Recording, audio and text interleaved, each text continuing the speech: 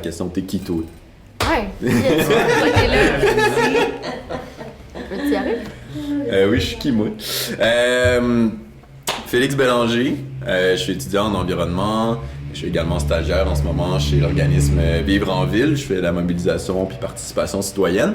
Par contre, je parle pas à mon nom de Vivre en Ville aujourd'hui. Là. C'est vraiment plus un peu en tant qu'amoureux du territoire et des communautés qui l'habitent. Là. En tant que moi-même là, que je suis ici aujourd'hui.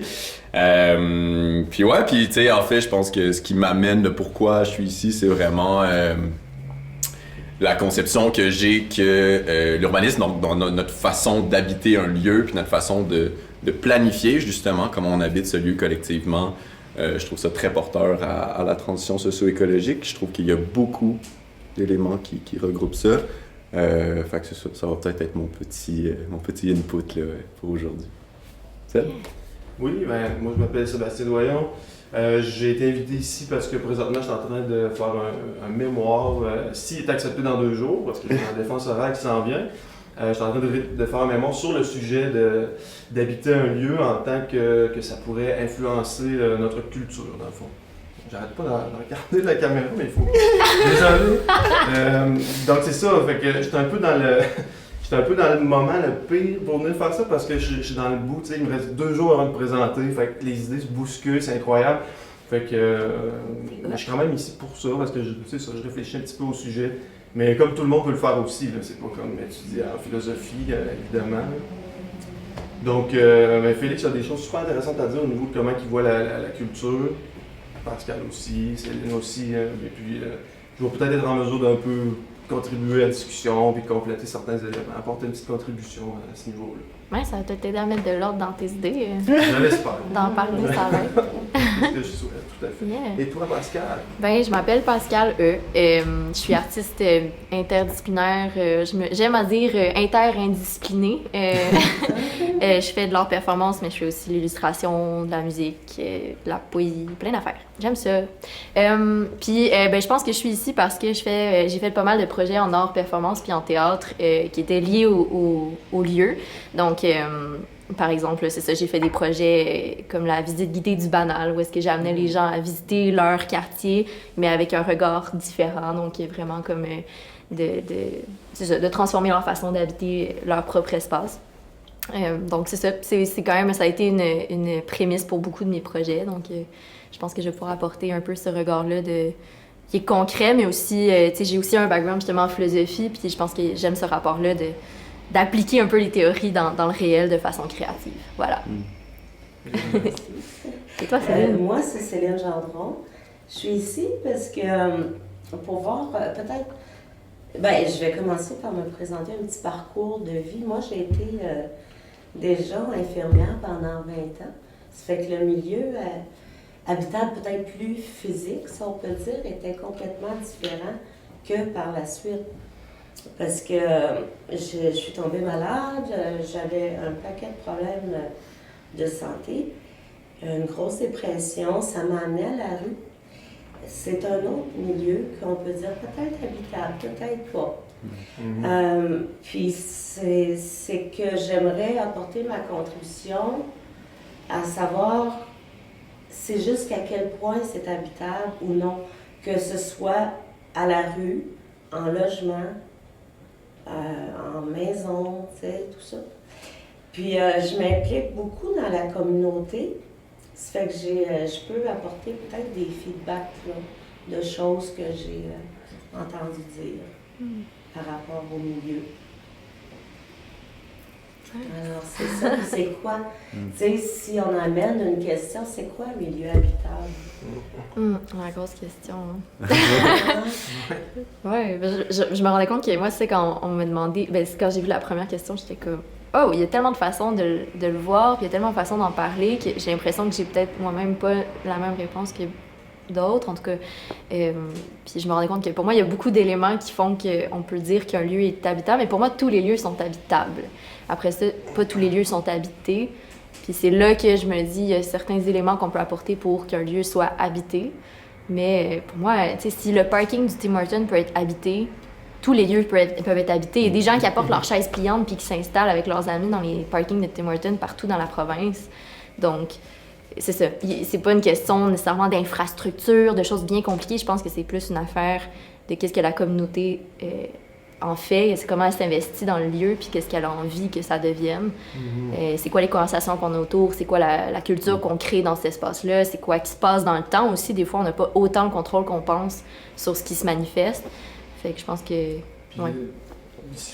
C'est ça, l'importance aussi de où on est dans le monde. Hein. On parle des lieux, mais c'est sûr qu'habiter au Québec, c'est pas la même chose qu'habiter en Jamaïque. Bien sûr, j'amène quelque chose d'ultra banal, mais qui est fondamental en même temps dans la réflexion. Comme quelqu'un qui a goûté à la rue, tout ça, ben, c'est sûr qu'on va composer que l'hiver, qui dit territoire, dit climat.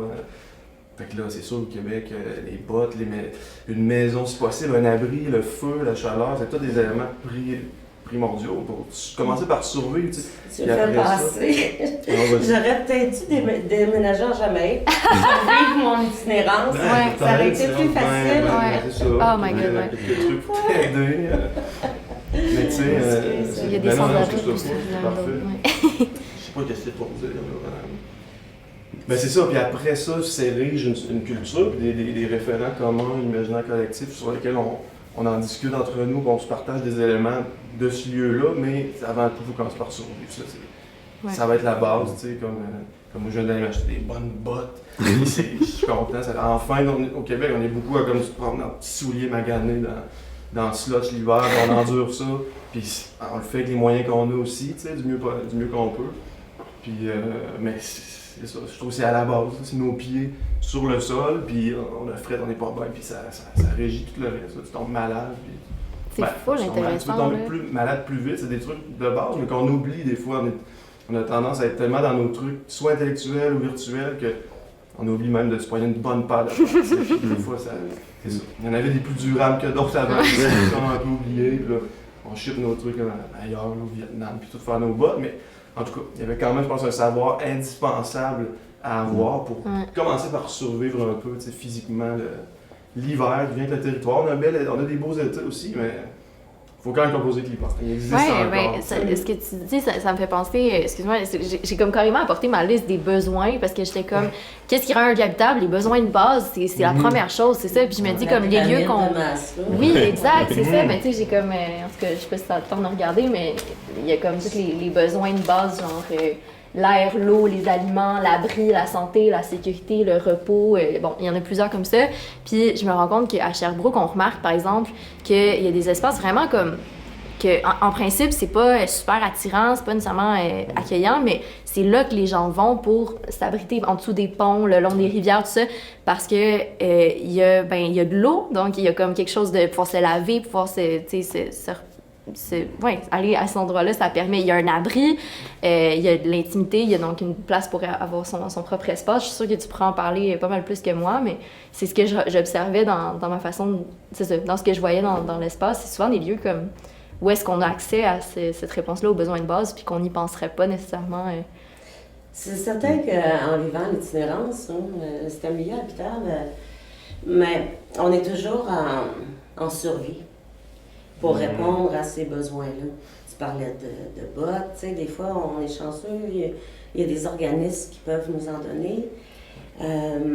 On peut en avoir pour pas dispendieux, mais où est-ce qu'on va se laver? Où est-ce qu'on va boire de l'eau? Tu sais, où est-ce qu'on va à la toilette? Où est-ce qu'on va manger? Tout ça, ça prend de l'énergie 24 heures sur 24. Juste organiser une journée. C'est vraiment pas facile, mais moi, justement avec ces besoins de base-là, quand ils sont comblés, je me dis tous les lieux sont habitables, que ce soit au Canada, au Québec, ailleurs dans le monde, quand les besoins de base sont comblés, et de plus, quand on se sent bien, quand on se sent accueilli, quand on se sent en famille. En itinérance, on peut être bien. On peut être bien parce qu'on peut se créer une famille. Puis il y en a plusieurs que ça leur tente pas trop de sortir de l'itinérance parce que c'est là qu'ils ont trouvé leur famille, puis ils ont trouvé des moyens pour combler leurs besoins de base. Ça fait que c'est quoi? C'est mieux d'habiter dans un château seul, plat, à déprimer, ou habiter dans son auto, habiter dehors sous un pont? T'sais, moi, je me dis, tant qu'on est bien où est-ce qu'on est, puis les besoins de base sont remplis, c'est habitable. Ouais.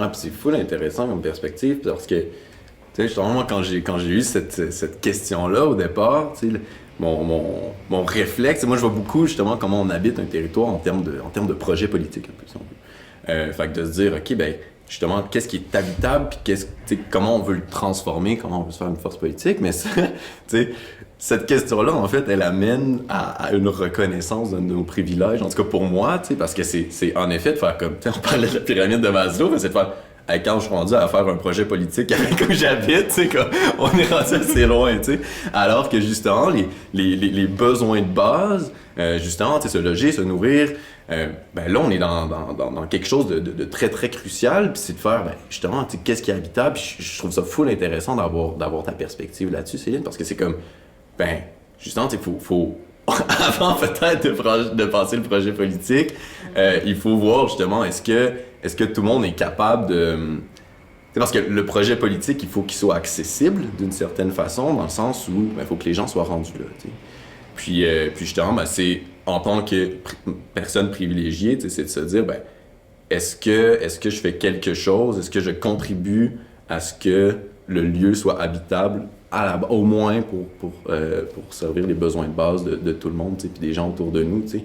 Comment justement on donne à notre communauté la chance, en fait, de pouvoir s'allier, tu sais, parce que je pense qu'on va parler un peu des liens de communauté aussi que le territoire nous amène. Ben c'est ça, c'est quand même justement en premier lieu de prendre connaissance de nos privilèges puis de faire, OK, ben, avant de bâtir une vision commune, assurons-nous qu'on a tous nos besoins de base comblés justement pour être capable de se rendre là. Fait que, parce que je trouve ça le fun humainement comme question, c'est cette... La sécurité aussi, tu sais.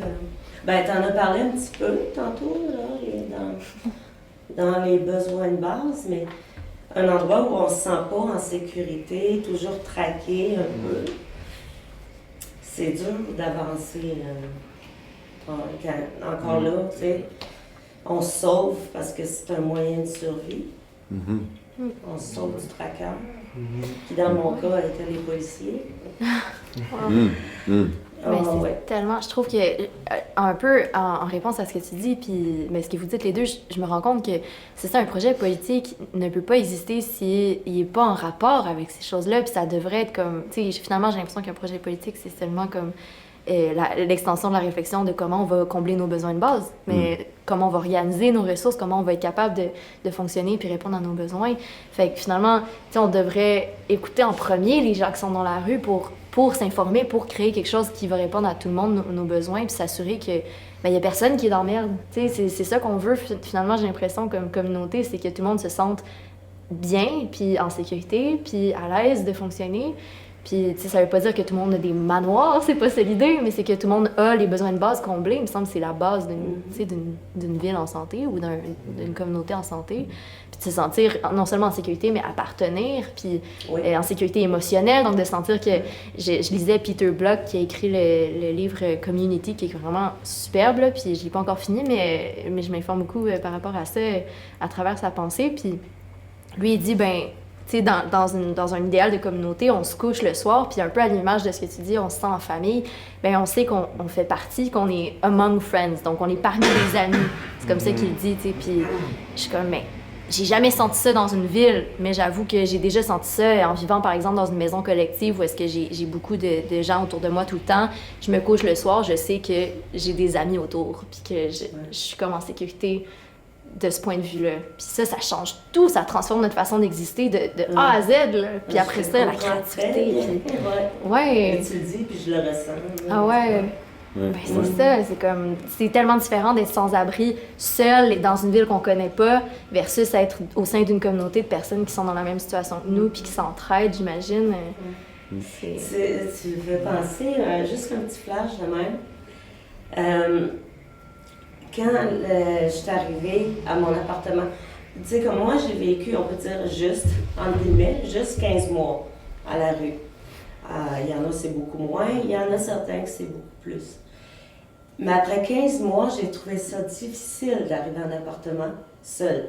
Dans mon 3,5, j'avais plus mon monde autour. Tu sais, je savais que je pouvais aller les voir, j'avais encore des contacts avec mon monde que j'avais connu dans la rue. Je m'étais formée une autre famille, mais je me sentais vraiment toute seule. Puis pourtant, j'avais mon toit sur la tête, j'avais ma toilette, mon bain, tout était là. Mais il me manquait mon clan, la sécurité émotive. Sécurité émotive surtout. Ouais, j'aime vraiment ça, voir justement un peu comme comment on en vient à élargir un peu les dimensions de qu'est-ce que signifie habitable, tu sais, parce que on a nommé justement les infrastructures un peu physiques, tu sais, justement avoir le bain, avoir la cuisine, tu sais, pour se faire manger, mais aussi le lieu en tant que relation, tu sais, en tant que place où justement on bâtit des relations, en tant que on se sent among friends. Puis également, tu sais, puis moi ça me fait penser un peu à ce que tu fais à travers l'art, à travers comment on a un imaginaire collectif autour d'un lieu. Ben c'est ça, tu sais, parce qu'avec là on a du physique, on a du relationnel, mais on a aussi justement l'histoire qu'on se raconte, les discussions qu'on a autour des lieux, un peu comment ils nous font vivre, comment à l'inverse les lieux nous habitent nous, tu sais. Puis ça justement, je serais curieux un peu de. Peux-tu expliquer quand tu dis comment les lieux nous habitent? Oui, ben c'est de faire, tu sais, justement, par exemple, on peut être à Sherbrooke et puis dire, ben je marche dans les rues de Sherbrooke, donc là j'habite ce lieu, mais il y a aussi le fait de, je sais pas, tu sais, je marche dans la rue, je vois des œuvres d'art, ben je me dis, où je vois la nature, tu sais, qui est près de Sherbrooke, qui est à Sherbrooke, la rivière qui passe dans le centre-ville, puis c'est de faire, ben, hey, je me sens bien ici, tu sais, Sherbrooke a pour moi en fait un sentiment d'appartenance vraiment à cette ville-là. C'est un peu comment le lieu nous habite à lui aussi. T'sais, après ça, on pense à Sherbrooke puis on a comme, c'est comme apaisant, c'est comme c'est maison. Puis c'est comme il y a des émotions positives qui tournent autour de ça, qui justement contribuent à ça. Puis j'aime ça, justement, cette autre dimension de comment la culture contribue à ce qu'un lieu soit habitable, tu sais.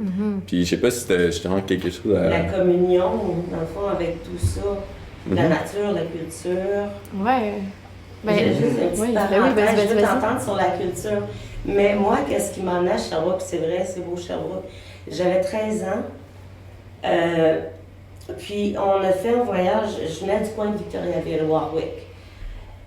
Puis on a fait un voyage avec la famille, on s'en allait aux États-Unis. Ça fait qu'on passait au centre-ville de Sherbrooke. Puis là, j'ai dit, un jour, je vais venir demeurer à Sherbrooke. Pourquoi? Je ne sais pas.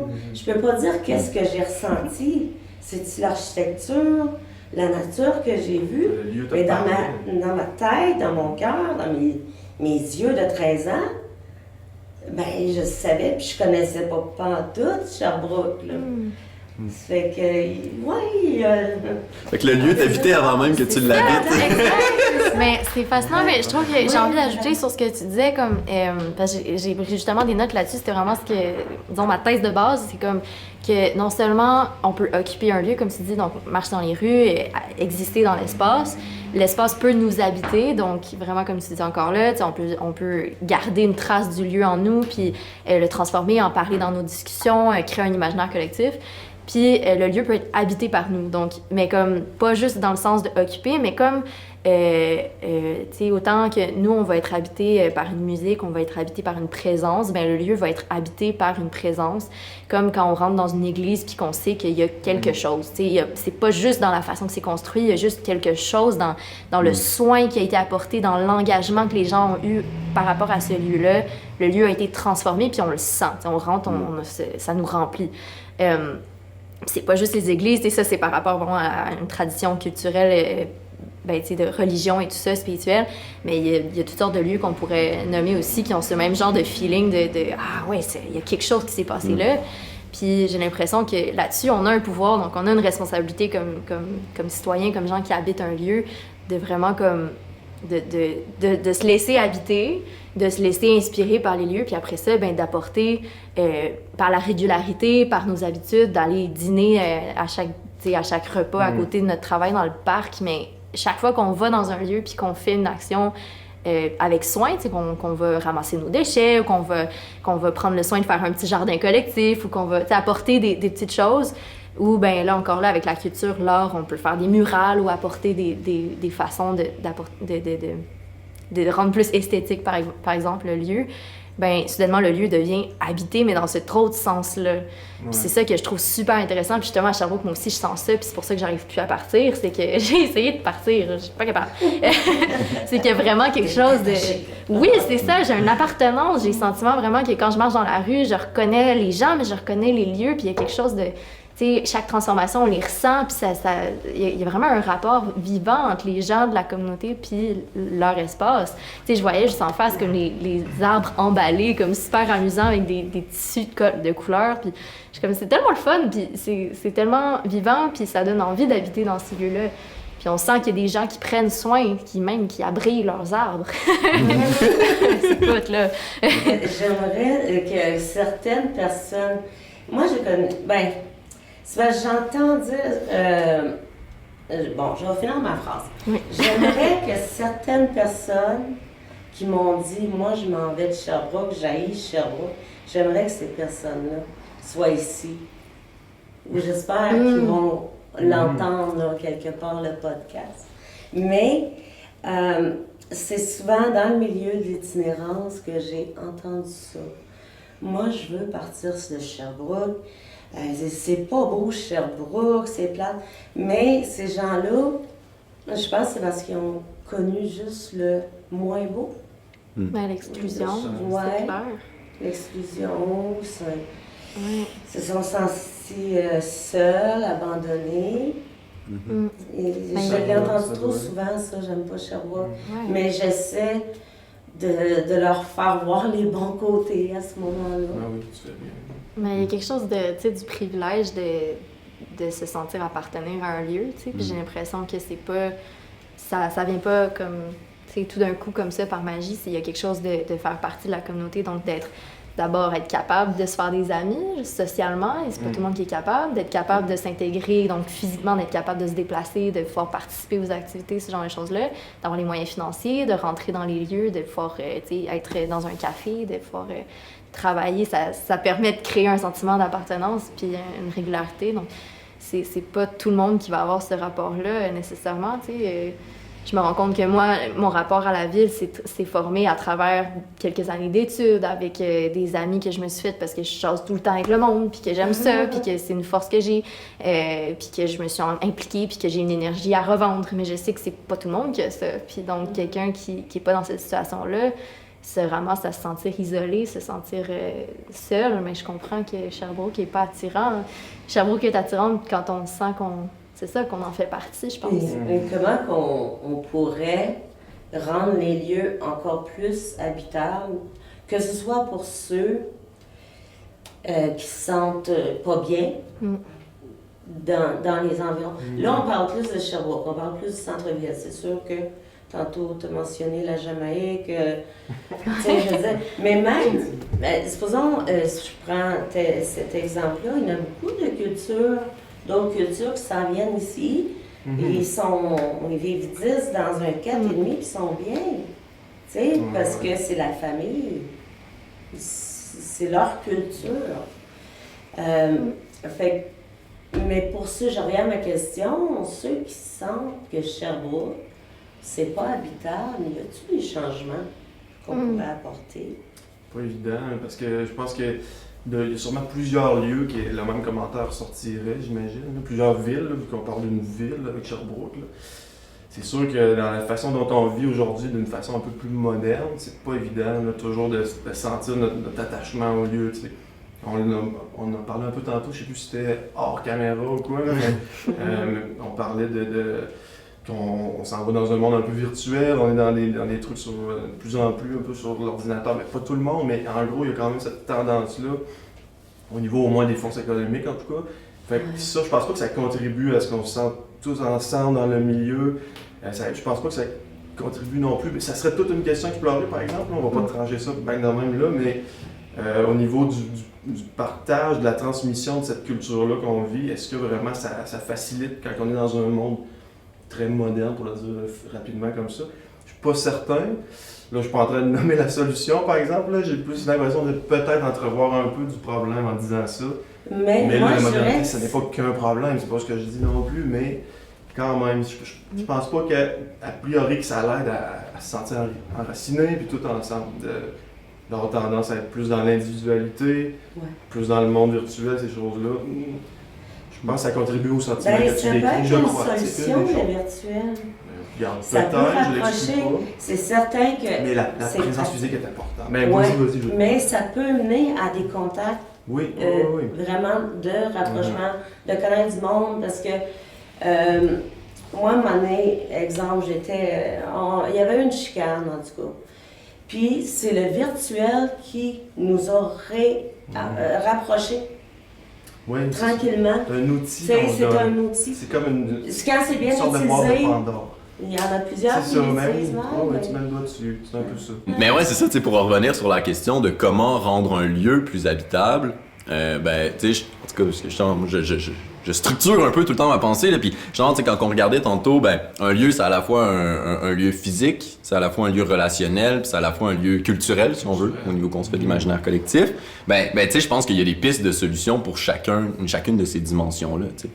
Rendre un lieu physiquement plus agréable, ben, par exemple, quand on parle de transition socio-écologique notamment, ben, si on souhaite avoir justement, par exemple, des déplacements qui se font davantage à pied ou à vélo ou en transport collectif, ben c'est de repenser, par exemple, l'espace de la rue en soi, de ben, peut-être laisser moins de place aux automobiles, puis de rendre ça justement plus dynamique, de comme marcher dans le centre-ville, tu sais, comme par exemple avec la place éphémère là, sur la Ouelle Nord, ben c'est de faire ben, justement, tu sais, c'est un endroit physique où les gens peuvent se rencontrer, où l'automobile a été tassée, là, c'était une zone piétonne, justement où il y a des échanges, puis là on va un peu dans le relationnel à ce moment-là aussi, mais justement de repenser ces éléments-là au niveau physique.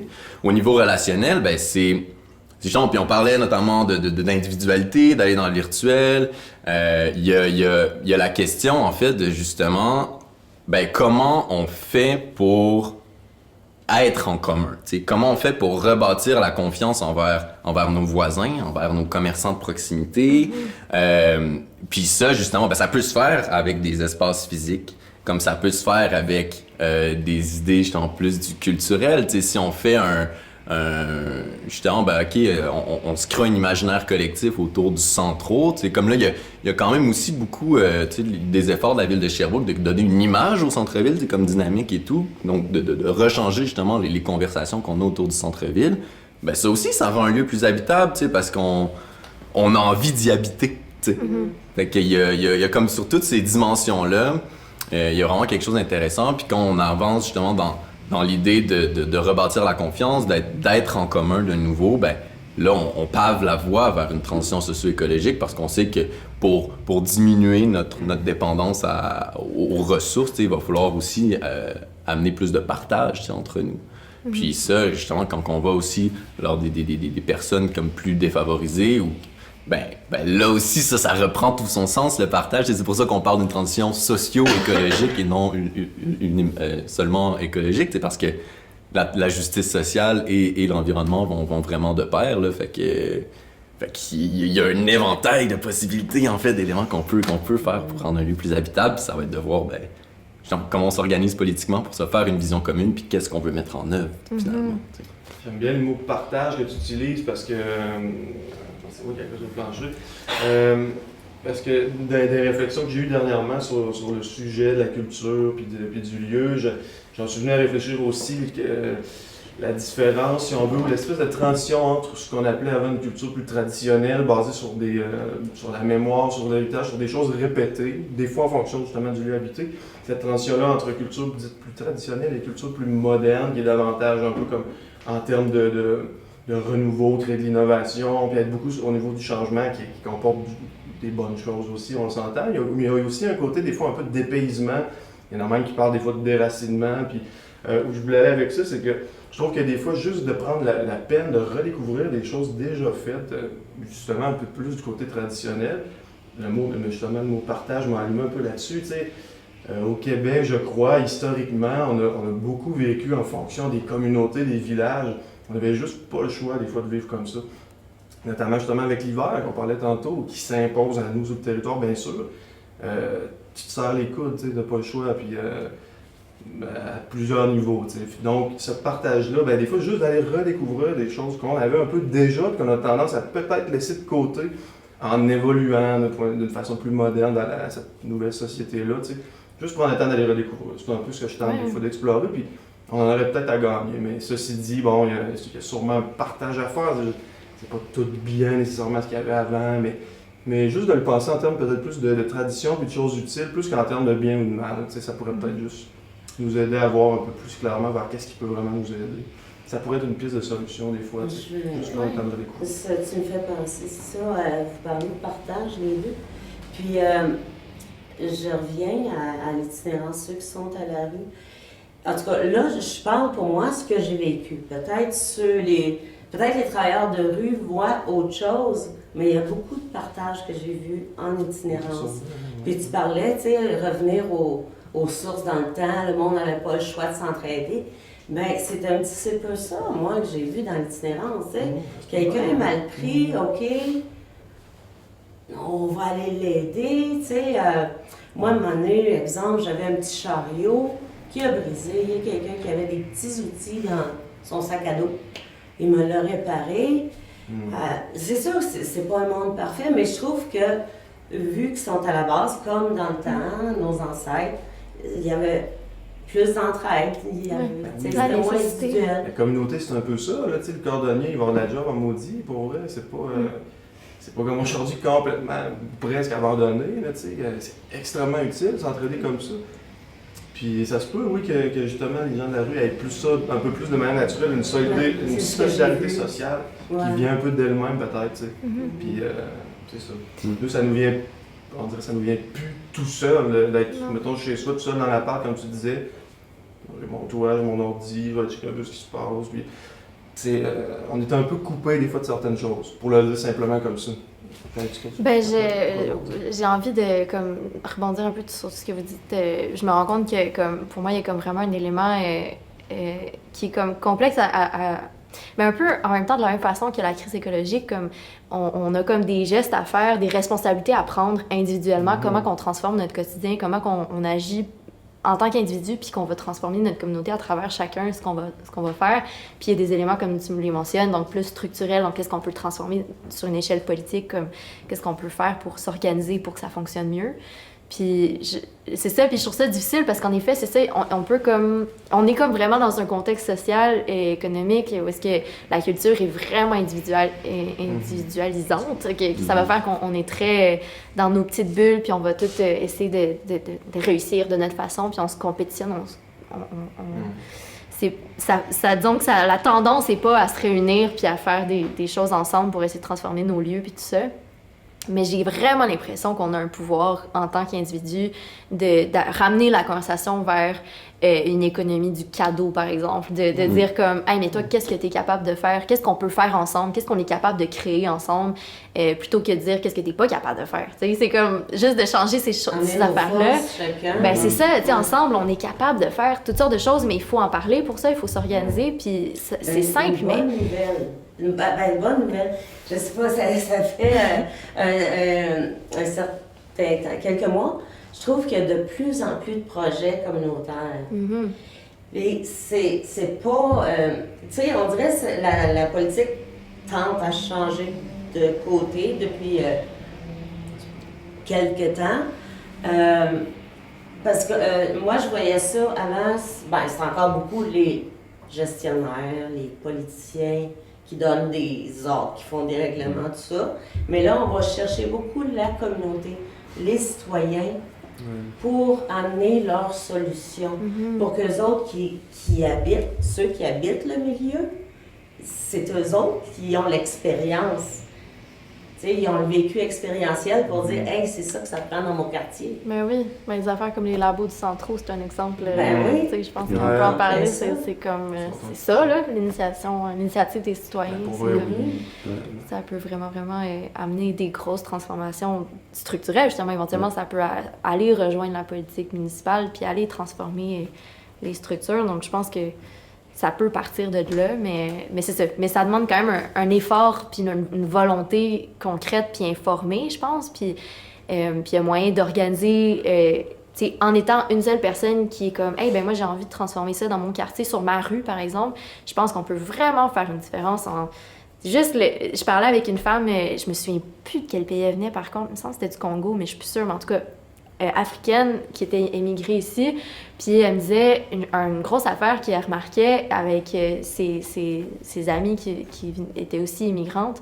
Elle disait on trouvait ça difficile parce qu'on arrive, puis nous, on est habitués que le monde dans la rue se salue, prenne des nouvelles de la famille, tout ça. Puis elle dit ben là, on arrive dans notre appartement, dans un bloc. Personne vient nous souhaiter la bienvenue, personne prend des nouvelles, puis on se sent seul, on se sent isolé, parce que notre culture, nous, on s'attendrait à ça. On s'attendrait à ce que quelqu'un nous invite à souper, puis nous invite à participer, à partager tout ça, puis elle dit, ben, on connaît pas votre culture, fait qu'on se sent complètement isolé. Puis j'étais comme, ben moi, je suis québécoise, puis je trouve pareil, là. Genre, dans ma culture à moi, j'aimerais ça, là, que je me fasse accueillir quand je déménage. Puis moi, quand je déménage, ben j'apporte le pain à ma voisine, même si c'est moi qui déménage, parce que je veux qu'on se connaisse entre nous autres. Créer un contact. Je pense qu'on a tous, c'est ça, ce petit pouvoir-là de dire, ben j'invite ma voisine à souper, puis on va se connaître entre nous autres, puis on va créer après ça, éventuellement, peut-être... un partage, une culture sur notre rue, je sais pas quoi, justement un jardin collectif, ça se fait J'ai l'impression de qu'on même. a toujours été de même, mais qu'on a tendance à un peu perdre ça quand même. Ça se résume de façon super bien ce que j'essaie de dire tantôt, je trouve. Mais tu le sais bien aussi. En plus, modernité, en plus on est dans une genre de crise, COVID, puis qui en finit plus d'un sens, puis ça contribue en quelque sorte aussi, c'est pas évident, tu sais. Pas cogner aux portes, tout le monde barre ça tout de suite, puis on veut pas trop te voir la face. Tu sais, je veux dire, sans tomber dans cette critique-là, il y a quand même quelque chose là aussi qui aide pas tant au partage, puis aux relations, puis ultimement, si on retourne à ce qu'on parlait tantôt de culture, ben, la transmission culturelle, je sais pas qu'est-ce qui se passe, mais à un moment donné, est-ce que c'est crase ou est-ce que c'est tout? Je sais pas trop, ça fait quasiment penser à ça. En tout cas, mais c'est un super bel exemple que tu donnais, je trouve. Tu as parlé de création aussi. Tu sais, peut-être l'être humain est un être créateur à la base, puis ça pourrait peut-être nous aider de redécouvrir ça, puis écoute, t'as nommé plein d'affaires. Tout le monde, en fait, faire un beau lien entre ce qui se passe à la base, un peu décentralisé, qu'est-ce qui se passe dans cette communauté-là, puis essayer de le partager pour amener ça au niveau peut-être des solutions que tu évoquais un peu tantôt. Tu disais plusieurs des paliers que tu as parlé, on entrevoit des solutions. Il y a certainement quelque chose là-dedans à réfléchir. Là. Des gens qui connaissent le milieu, qui connaissent le territoire, puis qui le vivent. Est-ce qu'ils ont quelque chose à partager plutôt qu'arriver là, on est rendu qu'on prend des décisions plus que centralisées au niveau, mettons, du Canada, c'est rendu centralisé au niveau du monde beaucoup, énormément. Là, la dernière crise qu'on a vécue, c'est ça. À quel point c'est adapté, d'arriver avec une solution, voici la solution globale. Il faut quand même y réfléchir de l'autre point de vue aussi, à mon avis en tout cas. Oui, absolument. Je trouve c'est la force de tout ça, tu sais. La force de l'équipe. C'est quoi t'as dit donc? T'as dit... t'as fait ça, voyons. Ben, j'imaginais une sorte de lien quand Pascal a parlé des initiatives citoyennes. Oui, c'est ça. Aussi. Je rebondis là-dessus. Créatif, puis on a un pouvoir d'adaptation quand même. Puis les humains, on est grégaires, c'est ça, on met tout ça ensemble. On unit nos forces. On peut en apporter des changements positifs durables. Ben oui. Je serais porté à dire que oui. Habitables. Ben, quand ça serait le temps de le dire. Ouais, tu sais, puis justement, il y a vraiment une notion, tu sais, pour moi, habiter un lieu, parce qu'en fait, quand on a le privilège de choisir son lieu, c'est pour moi, ça devient vraiment une forme de réappropriation de pouvoir politique. Parce que, justement, habiter un lieu, ben, c'est se dire, OK, ben, je vais choisir un lieu qui correspond à mes valeurs, notamment, puis de se dire, ben, par exemple, au niveau des valeurs, ben, on sait qu'au niveau de la transition socio-écologique, par exemple, ben, l'un des plus grands défis auxquels on fait face, c'est justement l'émission de gaz à effet de serre, donc à travers les autos. Donc, c'est de dire, OK, ben, il faut que je choisisse un quartier dans lequel je peux me déplacer à pied ou à vélo, par exemple, pour aller chercher tous les services, là, donc épicerie, loisirs, travail, dans quelque chose comme un 15 minutes, par exemple, que ce soit faisable de le faire sans posséder d'automobile. Puis après, c'est de comprendre que justement l'urbanisme est très très englobant d'un point de vue environnemental, parce que justement, l'idée, c'est d'aller dans les quartiers, en fait, c'est de réinventer la ville sur elle-même, là. C'est d'aller dans les quartiers qui sont déjà bien desservis. Puis ce que ça permet, justement, ça permet de se déplacer à pied, à vélo. Aussi, lorsqu'on réinvente la ville sur elle-même, ben, on est en train de préserver les milieux naturels autour, tu sais, parce que si c'est pas ça, si on se construit une maison comme à la limite un peu de la ville, ben, soit on détruit une terre agricole, soit on détruit un milieu naturel. Donc, il y a vraiment toute cette question de préservation qui est là. Tout ce qui est achat local, ça aussi, c'est vraiment dans une idée qui est très en vogue, notamment avec la pandémie, on en a beaucoup parlé, mais c'est de faire, pour pouvoir encourager nos commerçants locaux, faut que ce soit accessible d'y aller, puis justement, moi, si ma librairie est à 5 minutes à pied, j'ai plus de chances d'aller là que de commander mon livre sur Amazon, Puis encore là, il y a une question de transport, de distance qui est super intéressante, fait que c'est de faire, il y a une question, le pouvoir monétaire aussi, il y en a qui n'ont pas cet argent-là pour pouvoir dire, OK, j'achète local. Ils vont prendre qu'est-ce qui est le moins cher. Là. Oui, absolument. Puis c'est pour ça que, tu as tout à fait raison de le ramener là, de faire comme... moi, je l'amène vraiment de mon point de vue, privilégié, en fait, là, complètement. Là, puis en effet, mais en même temps, il y a aussi... Puis après...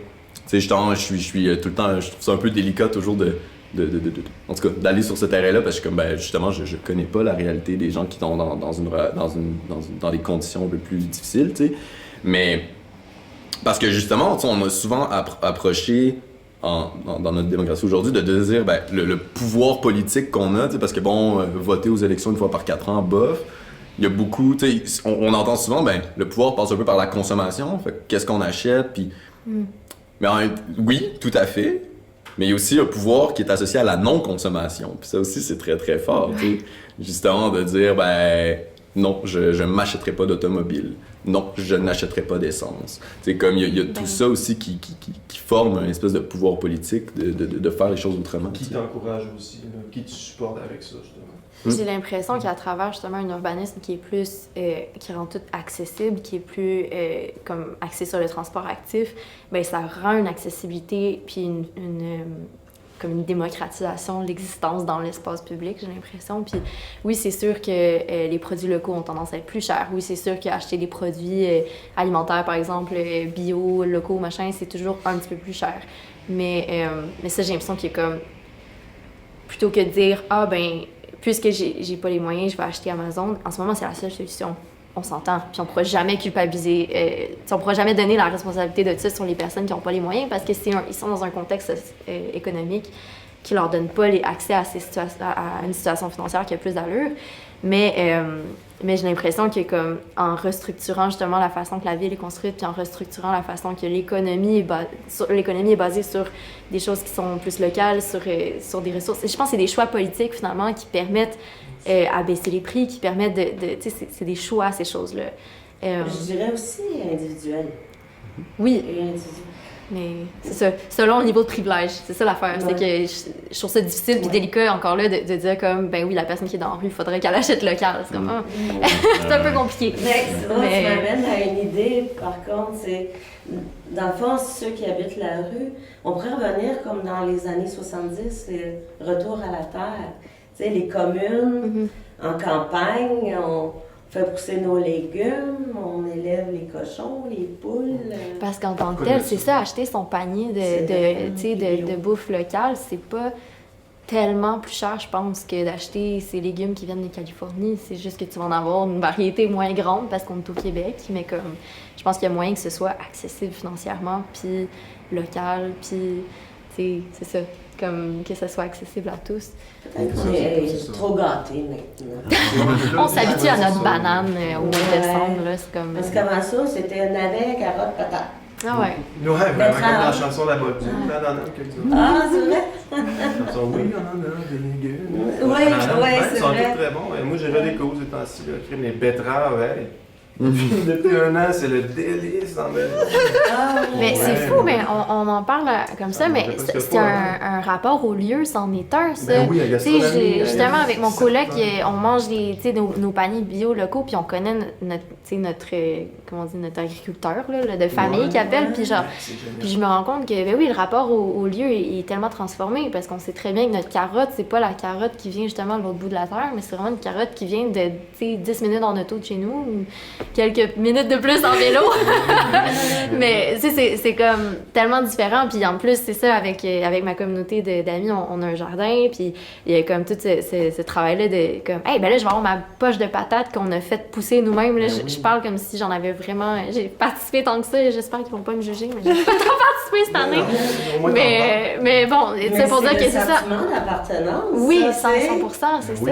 ça. On retourne au C'est truc mode de de vie, base là. qu'on évoquait tantôt, tu sais, le survivre à l'hiver en essayant soit le feu, la chaleur se vêtir, etc., un toit. Puis après ça, manger, on s'entend-tu que c'est assez à la base de ce que tu parlais aussi Ben au début. oui. Puis là aussi, il y a moyen d'aller redécouvrir notre lien profond territoire à nous-mêmes. Puis Mhm. vraiment, il y a beaucoup de choses dans ces petites choses simples-là, tu sais. Ben, Il tu faut aller sais, puiser pour redécouvrir. Ouais, comme Ça je disais, pousse. La tu sais, culture, c'est aussi les choses la vivantes qui permaculture, poussent, c'est tu sais. ça. Ouais. La permaculture, c'est comme autant la culture justement alimentaire que la culture humaine, puis tu sais, réurbaniser nos espaces pour qu'ils soient comme fonctionnels. Ça implique aussi, c'est ça, la culture dans son terme vraiment agriculture, là, mais ça Ouais. fait partie, c'est ça. Ouais, absolument. Puis, tu sais, justement, c'est intimement lié. Ça me fait beaucoup penser à. Tu sais, on parlait tantôt de justement, comment notre culture rend moins facile le partage un peu, puis c'est de comprendre que ça, c'est intimement lié au territoire. Tu nommais tantôt, par exemple, le cas de figure des églises, tu sais, on a l'impression que c'est quelque chose de plus grave, c'est quelque chose aussi qui relève du passé, puis que tu sais, nos grands-parents disent, ben, c'est là qu'est le lien social, tu sais, c'était un peu sur le parvis de l'église, puis tu sais, je rencontrais quelqu'un, je pense l'année dernière, qui était à Sawyerville, là, puis qui, elle, en fond, disait, en fait, elle a organisé un marché public qui est sur le lieu même où ils font un jardin communautaire. Puis dans ce marché public-là, il y a aussi de l'animation, tu sais, il y a comme des petits bands d'émergents là, qui viennent jouer à ce moment-là. Puis elle, justement, elle disait, on est en train de recréer le parvis de l'église, tu sais. Ouais. Puis justement, puis là, c'est quelque chose de super intéressant. C'est intimement lié au territoire. On a les pieds dedans, il y a les légumes qui poussent à côté, on a la communauté qui se regroupe, qui est justement dans cet esprit festif, dans cet esprit de collaboration. Ben, c'est génial, tu sais. Fait que c'est comment on fait justement pour recréer ces parvis d'église-là un peu partout, tu sais. C'est un peu Ben la ouais. mission quasiment. Là. On peut penser à Tellement l'étymologie ça. du mot religion, je te laisse tout de suite après. Ouais. Religare, qui veut dire relier, tu sais, ça Ouais. partait de là. Fait que, ouais, l'idée est vraiment intéressante. Après ça, va rester la question de la spiritualité, par exemple. Est-ce qu'on est capable d'avoir quelque chose qui nous transcende? Est-ce qu'on est capable d'avoir un récit de vie aussi? Ça, c'est une autre question. Mais moi, je trouve ça super intéressant. Ouais, j'ai envie de faire du pouce sur ce que tu dis. Mais je faisais juste dire que j'adore le marché de Saint-Ville.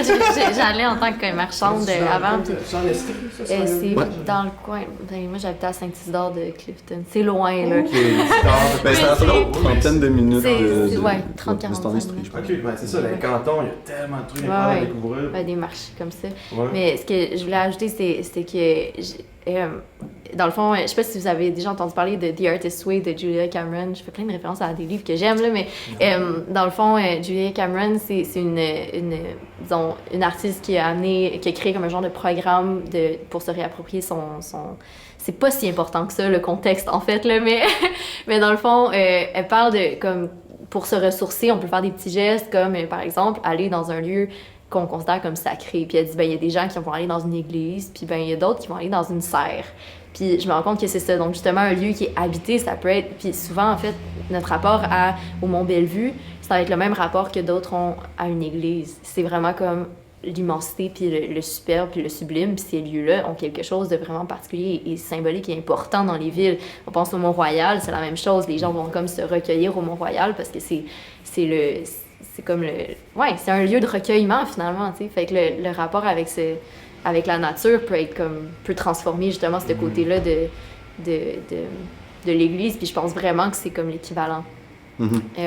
Il y a tantôt, en début, là, tu sais, je t'avais dit comment qu'on peut. J'avais posé la question. Qu'on peut Comment faire le un lieu lieu plus peut habité. nous habiter. Ah oui. C'est ça. Nous, on peut habiter un lieu.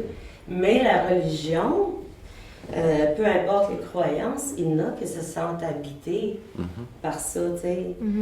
Ben, clairement. Oui. Mais je pense à, tu sais, à Sherbrooke, les rivières aussi sont comme devenues genre un... Ben, ils sont comme... C'est pour ça que Sherbrooke est là. Puis, tu sais, est-ce que tu parlais de la nature? J'ai comme... Ben, la nature, ben non, genre, Excuse-moi, sur la j'ai comme mal religion. compris ton truc, On excuse-moi. peut se sentir habité par la religion. Ah, Ou ok, on pardon, peut pardon. aussi, par la Ouais, c'est nature, se sentir, Ben, c'est que j'ai l'impression... Ouais. vraiment en communion, la sentir en nous. Là. Ben, c'est ça, c'est que j'ai l'impression que, comme...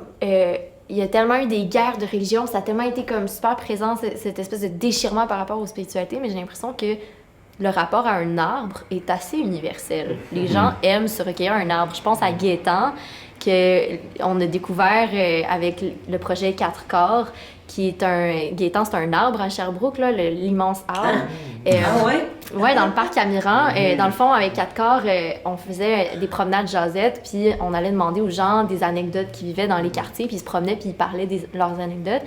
Puis il y a eu comme plein de monde qui ont dit « Ah oui, Gaétan, c'est mon arbre, je jase de ci, de ça, j'ai comme vraiment une relation. » Puis moi-même, j'ai appris ça. Non! Mais j'ai appris ça, puis j'ai dit, ben moi aussi, j'habitais à côté de l'arbre Gaétan, puis le soir, quand j'étais triste ou que j'allais pas bien, j'allais me recueillir à cet arbre-là. Je me rends compte que c'est ça, les gens se rallient autour des rivières, des arbres. Il y a vraiment un rapport spécifique avec ça qui est comme super fort. Fait que, en tout cas, je pense qu'il faut qu'on wrap up, on arrive à la fin, là, j'ai reçu un signe. C'est un peu ce que Céline disait tantôt, il y a vraiment une bulle, on dirait, de retour aux sources. Les forces économiques poussent dans un sens plus, on dirait, de la vie virtuelle. Je pense que la semaine passée, sortait le Metaverse, un Facebook complètement virtuel. Je sais pas trop. Mais en même temps, il y a beaucoup de volonté citoyenne, puis de force même des fois citoyennes, et autres qui veulent revenir, comme tu disais, aux sources, mais revenir à ce qui est comme fondamental. C'est super important, je trouve, d'y réfléchir. Ouais.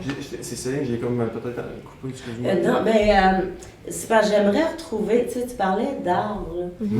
Puis il y a même un lien scientifique de la relation avec l'arbre, mais c'est ça, j'essaie de me souvenir. Ben oui, quelque il y a un chose arbre de mesurable, là. un livre qui a été écrit. C'est là-dessus. surtout chez les enfants, il paraît.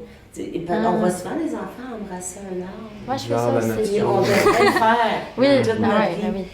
Ouais, En tout cas, je vous en reparlerai si je Ben, retrouve c'était quoi l'article. Mais c'est certain que, tu sais, l'énergie que les éléments de la nature ont, qui transmettent, tu sais, il y a comme toutes sortes d'éléments, comme juste dans... En tout cas, je pourrais pas en parler pendant des heures parce que j'ai trop pas les connaissances scientifiques, mais je suis d'accord, j'ai lu un peu là-dessus, puis, tu sais, il y a tout plein d'éléments qui se passent comme en dessous de la Terre, donc avec les champignons qui transmettent des informations d'un arbre à l'autre, les arbres communiquent, les arbres diffusent des choses.